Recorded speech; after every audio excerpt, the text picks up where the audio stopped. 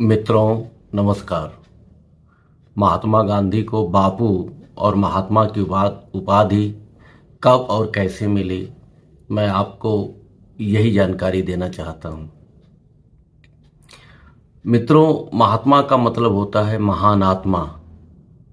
मोहनदास करमचंद गांधी जो पेशे से वकील थे, बाद में भारतवर्ष को आज़ाद कराने के लिए स्वतंत्रता आंदोलन में अगुवा की भूमिका निभाई थी। अब सवाल उठता है कि एक भारतीय वकील जो भारत के स्वतंत्रता आंदोलन की अगुवाई की, उसे महात्मा कब कहा गया और क्यों कहा गया? गांधी जी ने व्यापक सविनय अवज्ञा आंदोलन किया। सविनय का अर्थ होता है विनती के साथ या विनती पूर्वक, और अवज्ञा का मतलब होता है आज्ञा को न मानना। इसको सत्याग्रह का नाम दिया गया। सत्याग्रह का शाब्दिक अर्थ होता है सत्य के प्रति आग्रह। इंग्लिश में सविनय अवज्ञा को सिविल डिसओबीडियंस कहते हैं। सत्याग्रह की इंग्लिश अपील फॉर ट्रुथ होता है।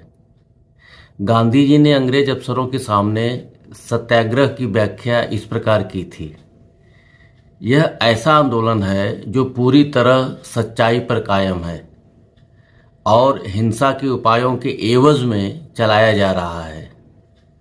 सत्याग्रह में स्वयं कष्ट उठाने की बात है, सत्य का पालन करते हुए मौत का आलिंगन करने की बात है। सत्य और अहिंसा को मानने वालों के लिए उपवास सबसे बड़ा शस्त्र है, जिसे किसी रूप में भी हिंसा का आश्रय नहीं लेना है, उसे उपवास अनिवार्य है। सत्याग्रह एक प्रतिकार पद्धति ही नहीं, एक विशिष्ट जीवन पद्धति भी है। इसके मूल में सत्य, अहिंसा, निर्भयता, ब्रह्मचर्य, सर्वधर्म, समभाव आदि सगुण निहित हैं। इसीलिए विनोबा भावे इसे सत्याग्रह निष्ठा कहते हैं। सत्याग्रह और निःशस्त्र प्रतिकार में यही संबंध है जो उत्तरी और दक्षिणी ध्रुवों में है। दोनों को एक दूसरे की आवश्यकता होती है। महात्मा गांधी कहते हैं, बुराई का प्रतिकार मत करो, बल्कि विरोधी को समुचित चिंतन में सहायता करो। सत्याग्रह को किसी प्रकार के दबाव, घेराव अथवा बंद का रूप ग्रहण नहीं करना चाहिए। ऐसा हुआ तो सत्याग्रह की सौम्यता नष्ट हो जाएगी। सत्याग्रही अपने धर्म से विरत हो जाएं। मोहनदास करमचंद गांधी के इन्हीं सत्य, अहिंसा और सत्याग्रह के अवधारणा और उसके पालन करने पर सर्वप्रथम रविंद्रनाथ टैगोर ने 1915 में उन्हें महात्मा के नाम से संबोधित किया था। 1919 में स्वामी श्रद्धानंद ने उन्हें महात्मा की उपाधि दी थी।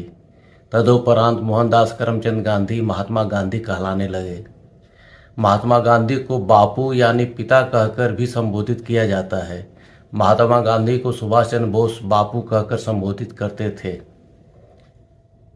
6 जुलाई 1944 में सार्वजनिक संबोधन में रंगून रेडियो से बोस ने गांधी जी को राष्ट्रपिता कहकर उनसे सहयोग मांगा था।